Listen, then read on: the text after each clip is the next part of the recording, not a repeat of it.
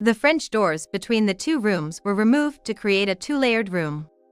About 20 people were waiting for the food to be brought to them. In the pond, carp were watching them. Today is my nephew's birthday party. All the relatives gathered to celebrate his birthday. To my surprise, today's menu was curry.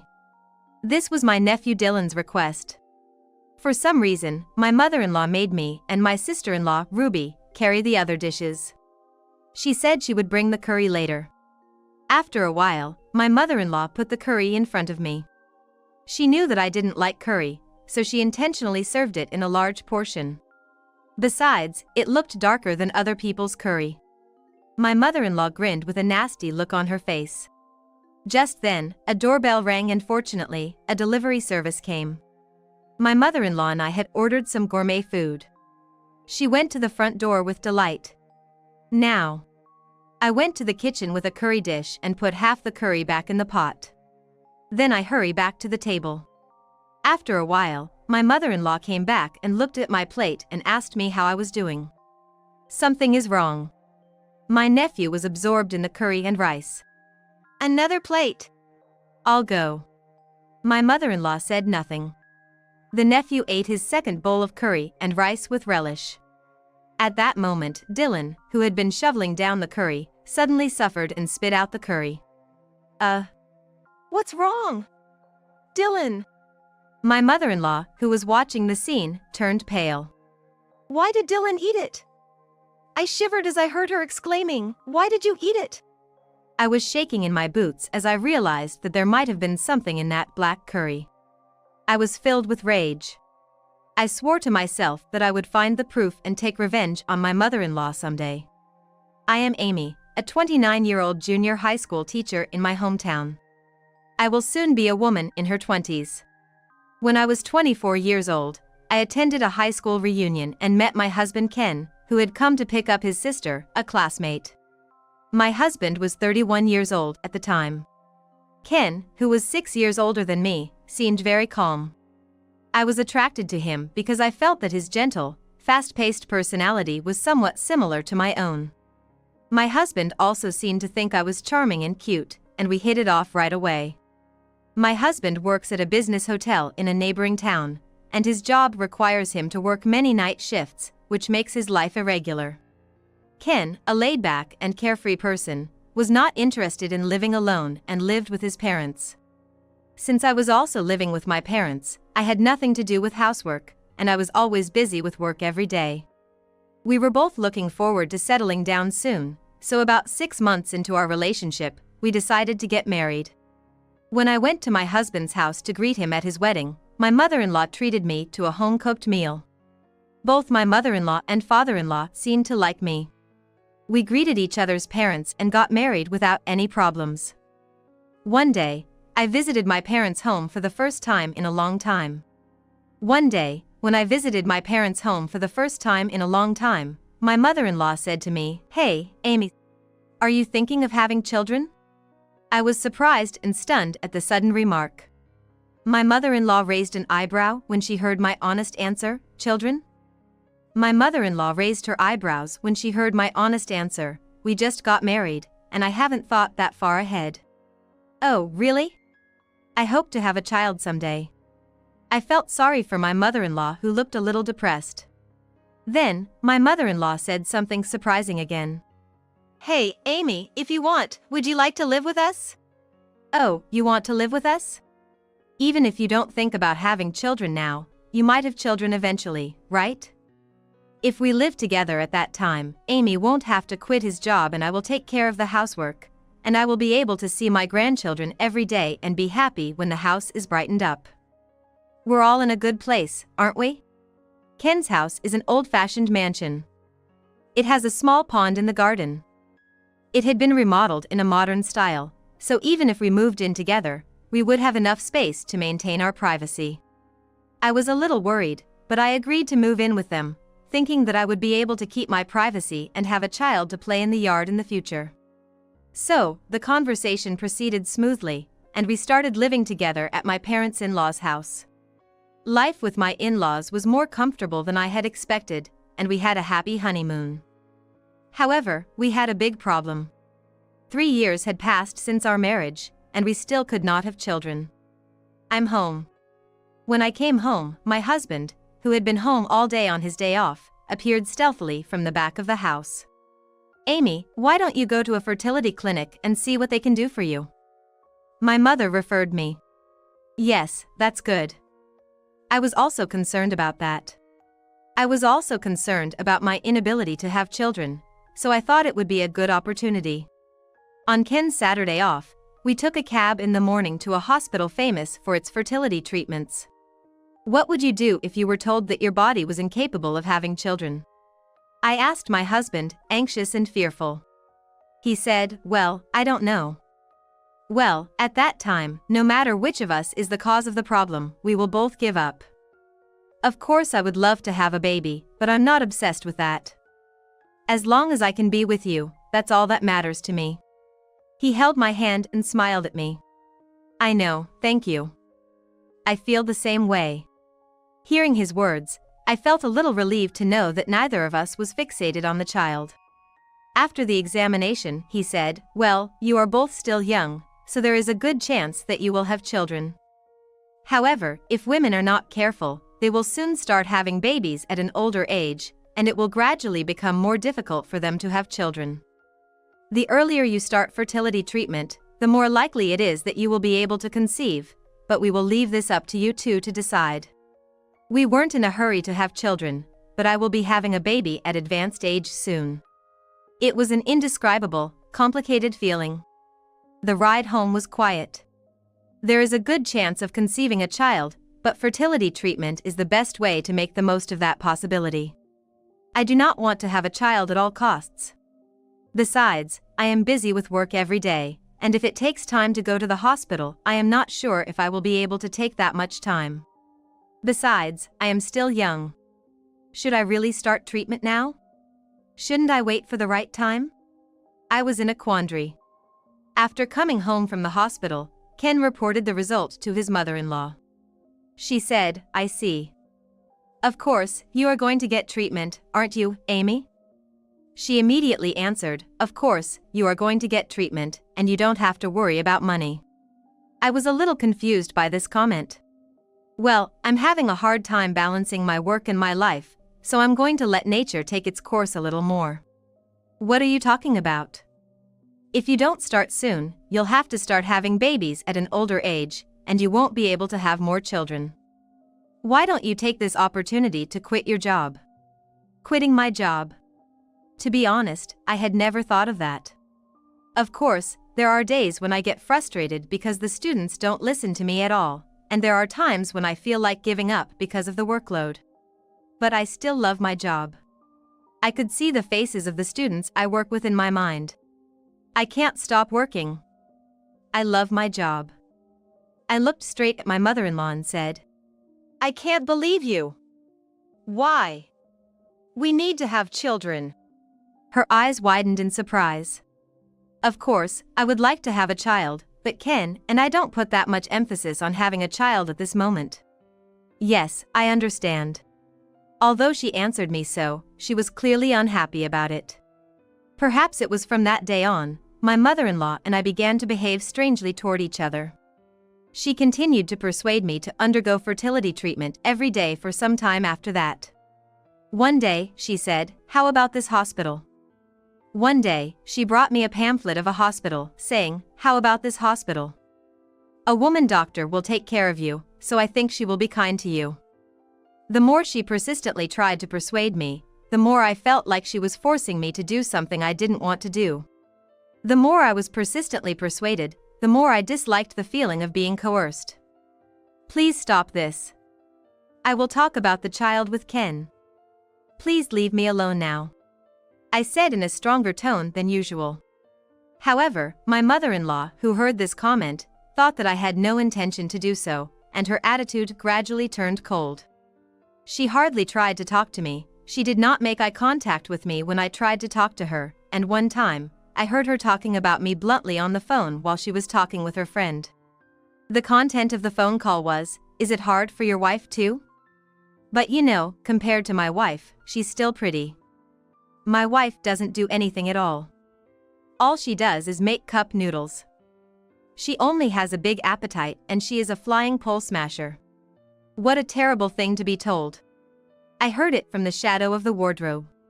My mother-in-law had been kind and gentle when we first got married. But now she is talking ill of me with her friends. I was so sad that I burst into tears at the thought that my mother-in-law would treat me like this for the rest of my life, until we had children. After about a week, I had said the same thing to my mother-in-law before, but that time she said, "You are busy with your work, aren't you? Don't worry about it." She smiled at me and said, "Don't worry, you are busy with your work, aren't you?" But this time was different. "Then, I will ask you to start tomorrow." "What do you mean you finally want to do it?" I thought to myself, but I held back my anger.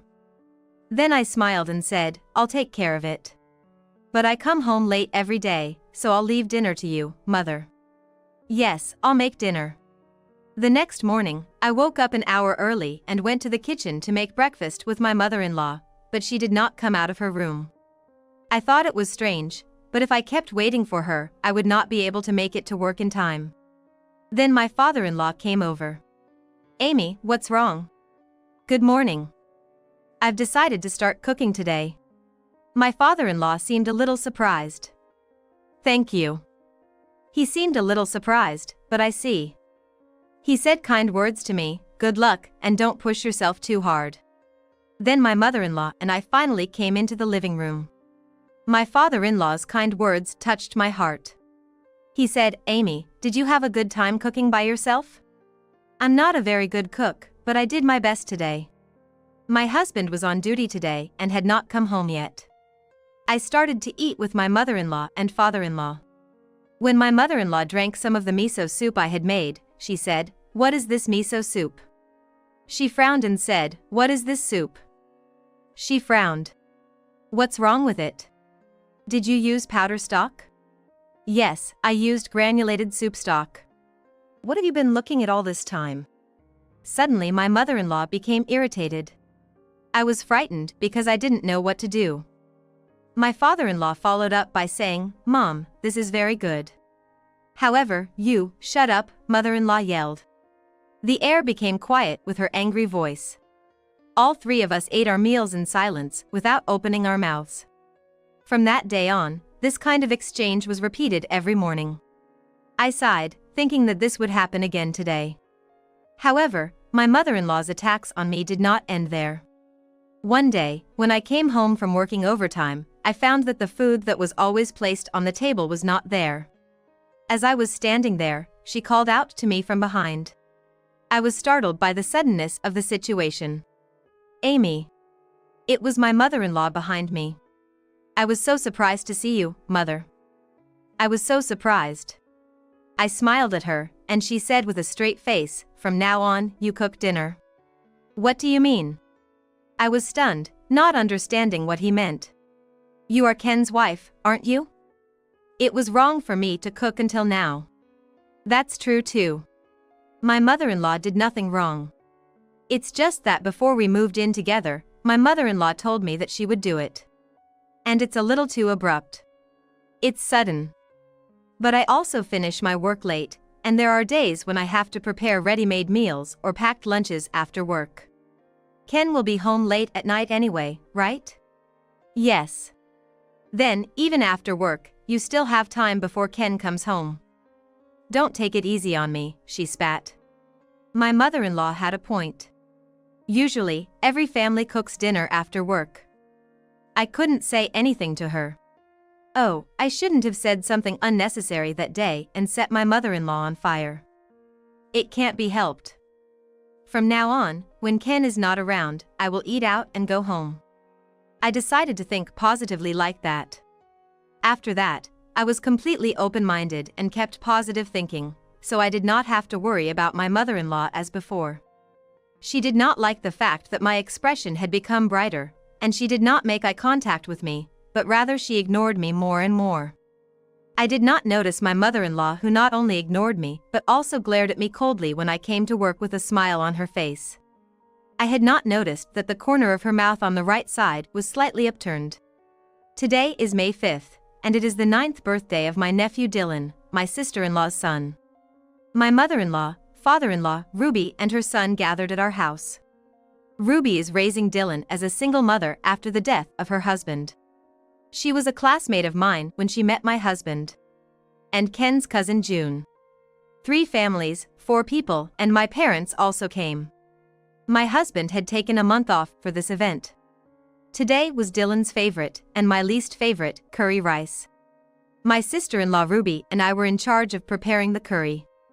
My mother-in-law was in an unusually good mood today. "You too, I'll take care of the rest, so please relax." Unusually, my mother-in-law said she would do the cooking by herself. I wondered why this was unusual, since she had been forcing me to do everything lately, but I didn't mind.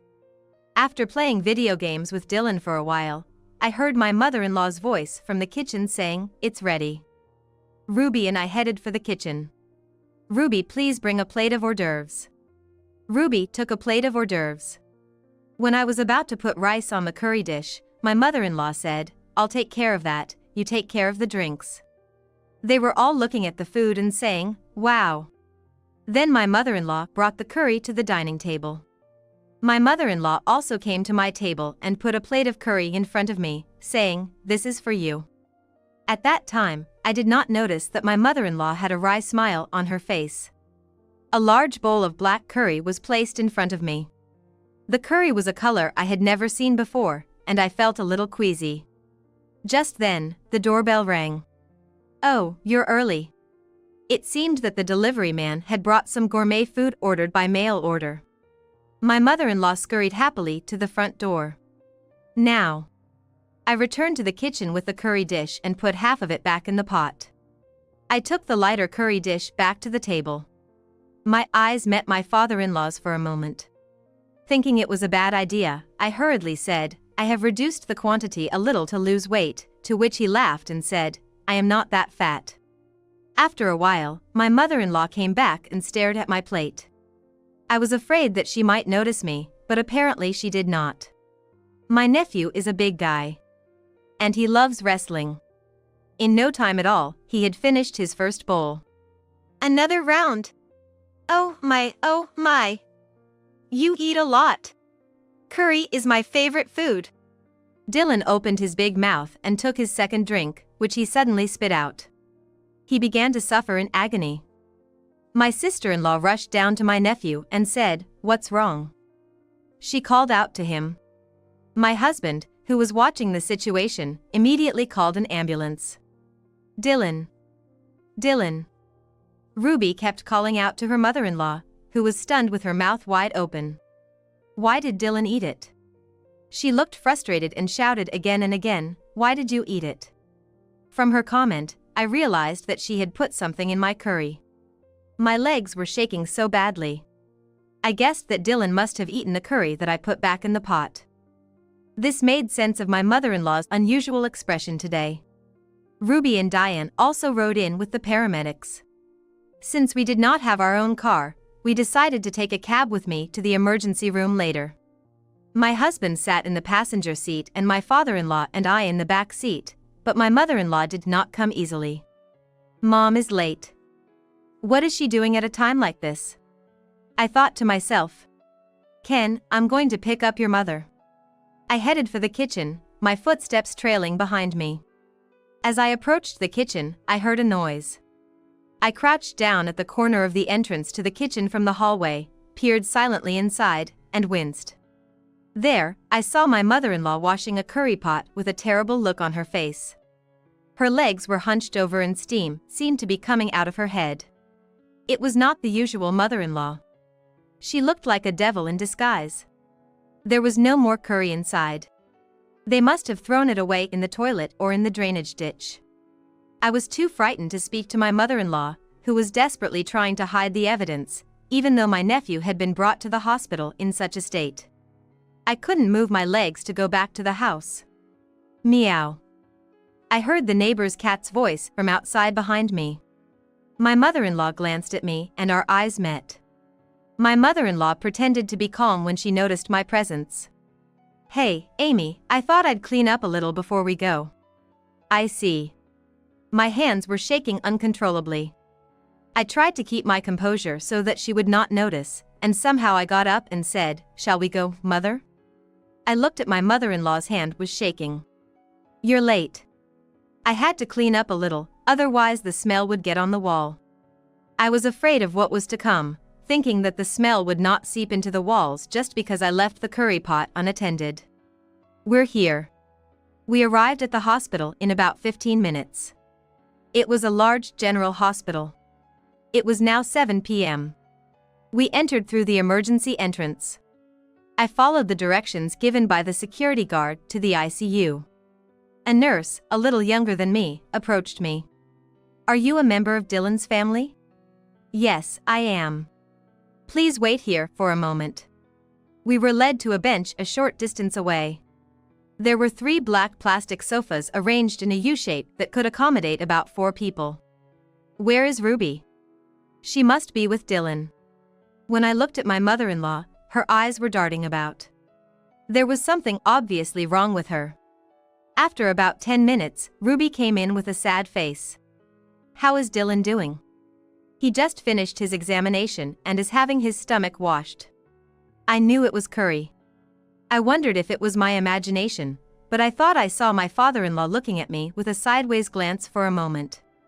If there had been something in the curry, he would have suspected me. But I had no motive. No, there is a motive if you force yourself to look for it. A wife who can't have children might be jealous of her sister-in-law's children and try to kill him. If so, there is a stronger motive for my mother-in-law to kill me. What should I do? That's not what you should worry about now. You have to be strong, I said to herself. Then Ruby muttered, "It's just like with her." I looked at Ruby in surprise. "What do you mean by that man?" "My dead husband."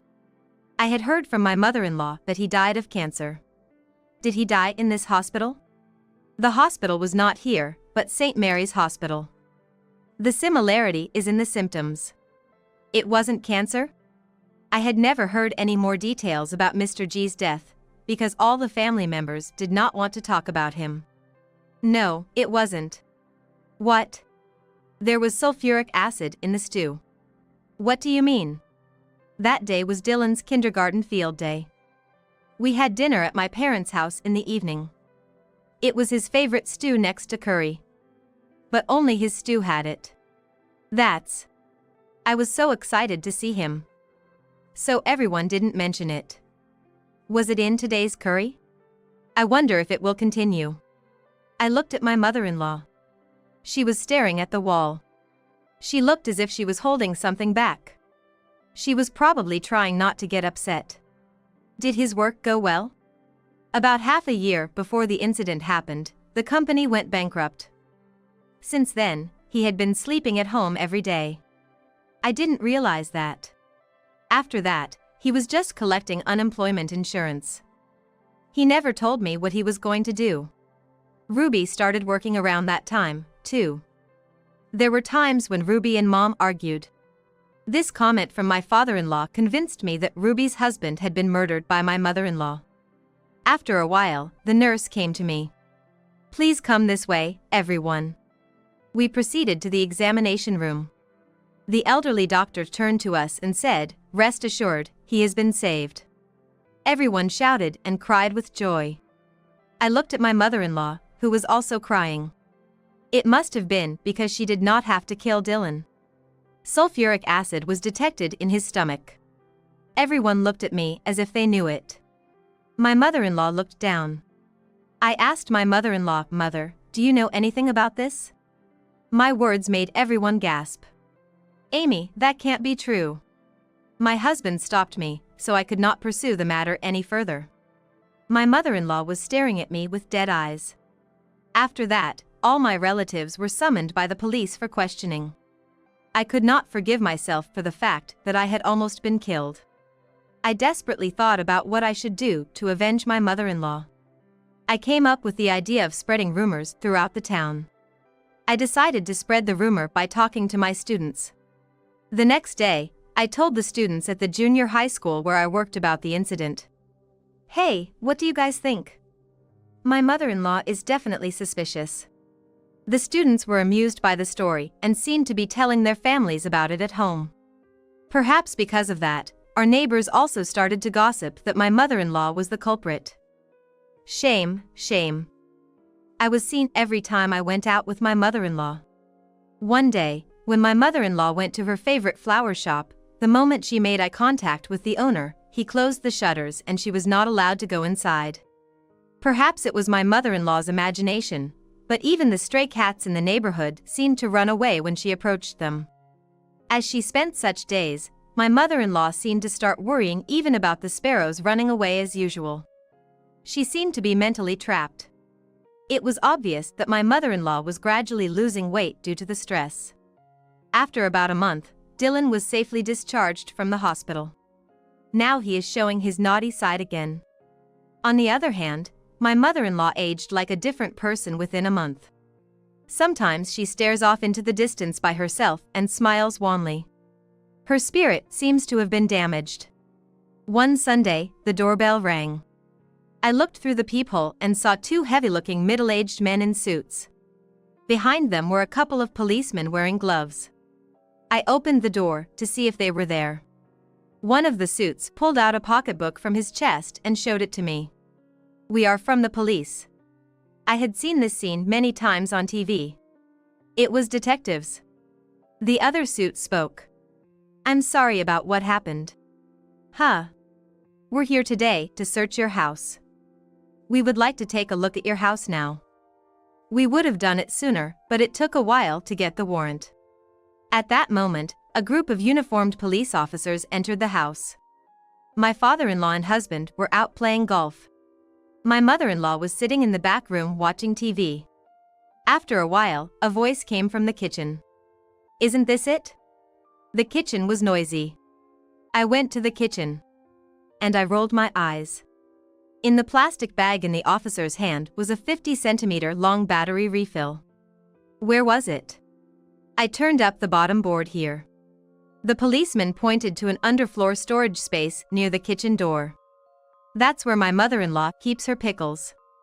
Usually the bottom plate was not visible because it was full of jars. The bottom plate was removed, and I could see wet soil at the bottom of the bottom plate. That must be what sulfuric acid is. When my mother-in-law heard these words, she emerged from the back of the house and suddenly uttered a strange noise, then fainted. "I would like you to come to the station." My mother-in-law frankly admitted that she had committed the crime. The same thing happened to Ruby's husband. She had obtained the battery refill at a nearby home improvement center. Later, a psychiatric evaluation revealed that she had a mental disorder, and she was admitted to a mental hospital. 2 years later, it was decided that my mother-in-law would be discharged from the hospital. My mother-in-law became a different kind of person from before. It seems that she had a mental disorder since the time of the incident with Ruby's husband. She is still on probation and there are still rumors in the neighborhood, but she is very sorry for what she did and always repeats, "Amy, I'm sorry about that time." 3 years have passed since then. I am now 32 years old. Our family still lives in the same house. About 3 months ago, my wife and I were finally blessed with a child. Today we went to the hospital and the test results showed that it was a girl. The junior high school where I worked for many years will be closed next year and I was about to be transferred to a junior high school in a neighboring town. I think I will take this opportunity to become a full-time housewife and do my best to raise my children.